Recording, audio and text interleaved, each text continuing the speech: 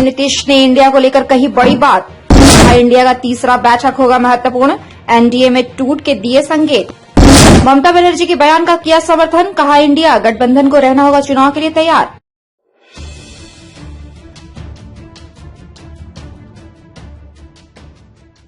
विपक्षी दलों के गठबंधन इंडिया की मुंबई बैठक के पहले मंगलवार को मुख्यमंत्री नीतीश कुमार ने बड़ा संकेत दिया है। उन्होंने नालंदा में संवाददाताओं से बात करते हुए इसके संकेत दिए कि इंडिया के बैनर तले एनडीए में शामिल कुछ दल आ सकते हैं। सीएम नीतीश से पूछा गया था कि क्या एनडीए में शामिल कुछ दल इंडिया में आ सकते हैं। इस पर नीतीश सीएम ने कहा कि वे अभी इस पर कुछ नहीं बोलेंगे। मुंबई की बैठक के बाद बहुत कुछ हो सकता है। वहीं लोकसभा चुनाव समय से पूर्व कराने की कयासबाजियों पर उन्होंने कहा कि वे पिछले 7-8 महीनों से कह रहे हैं कि चुनाव कभी भी हो सकता है। दरअसल पश्चिम बंगाल के मुख्यमंत्री ममता बनर्जी ने एक दिन पहले ही कहा था कि देश में समय से पूर्व लोकसभा चुनाव कराए जा सकते हैं।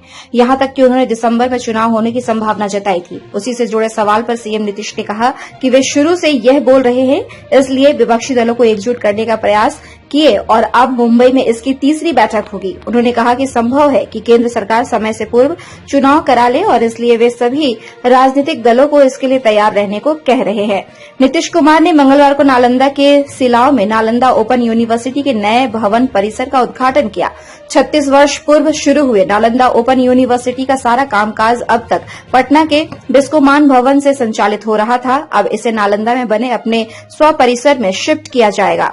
1 मार्च 1987 को नालंदा खुला विश्वविद्यालय की स्थापना की गई थी। तब से वह विवि पटना के बिस्कोमान भवन में चल रहा था।